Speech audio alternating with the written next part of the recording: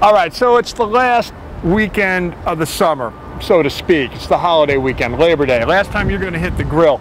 So why not go out with a bang? Instead of doing burgers or hot dogs, try steak. I mean, steak is actually pretty easy. There's no real mystique to it. Some people think that you gotta have some sort of fire magic. You don't. All you really need is fire and meat. Here we've got a basic grill, bought it at a grocery store today, 12 bucks. Inside, charcoal briquettes. For here, we're ready to go. Real easy. I'm gonna show you how. A lot of it comes down to prep. You know, first thing I want to do is I got a little olive oil on this paper towel here. I just want to get the olive oil on the grate. You might see it flame up a little bit, but get this olive oil on there. One, it's going to give it a little flavor, but two, it's going to keep it from sticking. It's going to provide a really good cooking surface.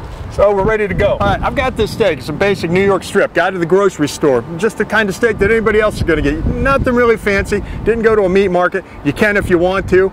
But this is your typical steak you're going to get at the grocery store. It's what we can all afford. Already got it peppered really liberally. Used a lot of black pepper on there just right out of the shaker. You know, you can use the grater stuff if you want, but you know, use it out of the shaker. It's what you got in the kitchen, right? Now I've got a shaker of salt.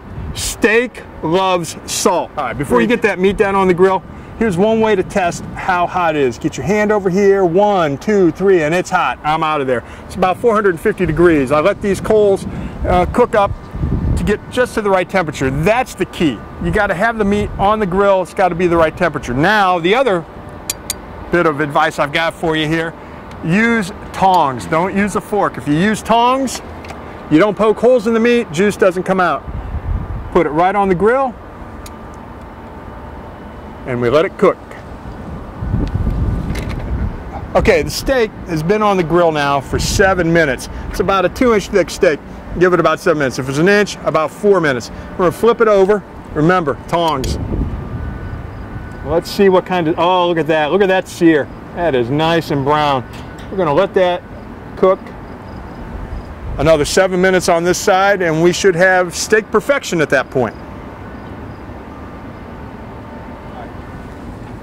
All right, about 7 minutes has gone by, and you've noticed I put the grate down a little lower. I've only got a limited amount of charcoal. A lot of us have that problem. And I wanted to get a really, really good sear on this second side. Make sure it cooked it through enough. So I lower that, get more heat directly on the steak. Now I'm going to take it up. Let's check this second side here. And that looks nice, doesn't it?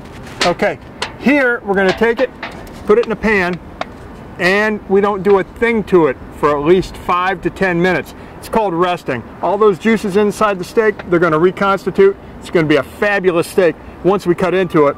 We can't do that for another 10 to 15 minutes. All right, welcome to the News Channel 5 lunchroom. We've got the steak ready here. It's been resting for about 10 minutes. We're going to cut into it. Let's see what we have. Look at that, perfectly medium rare. Let's go test it out on somebody in the newsroom, okay?